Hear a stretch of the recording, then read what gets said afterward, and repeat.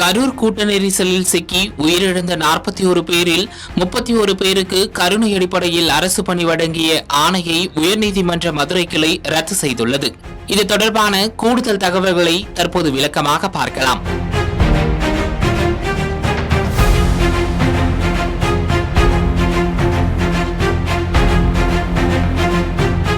கடந்த ஆண்டு செப்டம்பர் 27ஆம் தேதி அன்று கரூரில் தாவேக சார்பில் நடைபெற்ற பரப்புரையில் அக்கட்சியின் தலைவரும் முதலமைச்சருமான விஜய் பங்கேற்றிருந்தார்.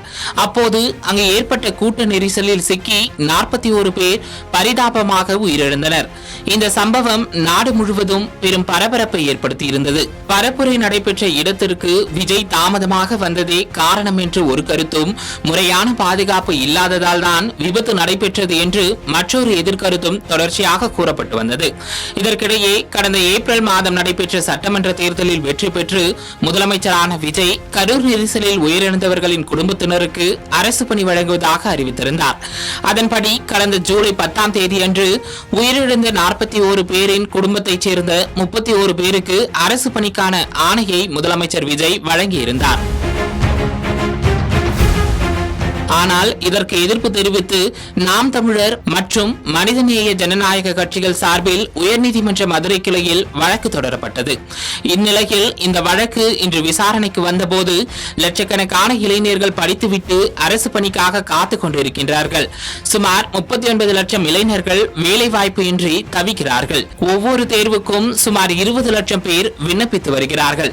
இப்படியான சூழ்நிலையில் இவர்களுக்கு அரசு பணி வழங்குவது ஏற்கத்தக்கது அல்ல என்று, அப்படியே அரசு பணி வழங்குவதாக இருந்தாலும் முறையான விதிகளை பின்பற்றி இருக்க வேண்டும் என்றும் மனுதாரர்கள் தரப்பில் தெரிவிக்கப்பட்டது.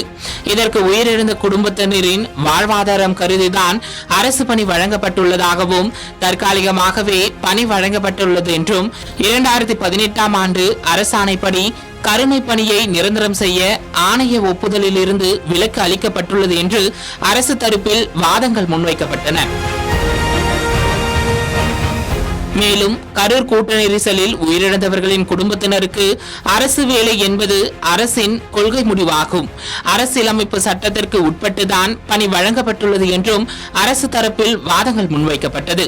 இரு தரப்பு வாதங்களையும் கேட்ட நீதிபதிகள் சிறிய இடைவேளைக்கு பிறகு தங்களது உத்தரவு விவரங்களை வாசிக்க தொடங்கினர். அதில் கருணை பணி வழங்குவதில் ஒவ்வொரு துறையிலும் காத்திருப்பு பட்டியல் உள்ளது. அவற்றை முறைப்படி பரிசீலித்த பின்னர்தான் பணி நியமனம் செய்வார்கள் என்று தங்களது கருத்தை நீதிபதிகள் தெரிவித்தனர். மேலும் அரசு பேருந்து விபத்துகளில் உயிரிழப்பவர்களின் குடும்பத்தினர் அரசு வேலை கேட்டால் என்ன செய்வது? சிவகாசியில் அடிக்கடி வெடி விபத்துகள் நடக்கிறது. அவர்கள் அரசு வேலை கேட்டால் வழங்க இயலுமா என்று தங்களது கேள்விகளை நீதிபதிகள் அடுக்கினர்.